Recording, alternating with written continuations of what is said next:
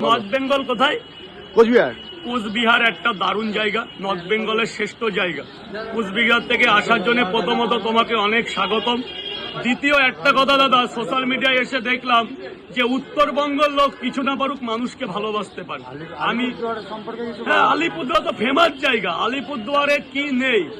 জি বাংলায় চান্স পেয়েছে প্রথম আলিপুরদুয়ারের ছেলে। আচ্ছা, তুমি কোচবিহার বা আলিপুরদুয়ার গেলে আমরা খবর পাবো তো?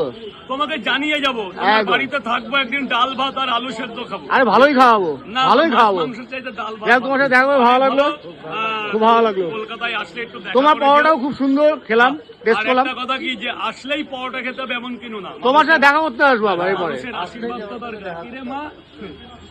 তো চলো। মানুষের আশীর্বাদের পরে কিচ্ছু নেই, সাবধানে যেও।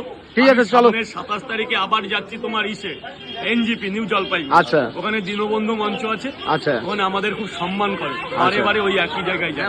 ঠিক আছে, সময় হলে দেখা করবো। হ্যাঁ, হ্যাঁ হ্যাঁ হ্যাঁ, চলো আসি, আবার নেক্সট টাইম দেখা হবে। হ্যাঁ, ভালো থাকবে, একদম, সাবধানে যাবে। ঠিক।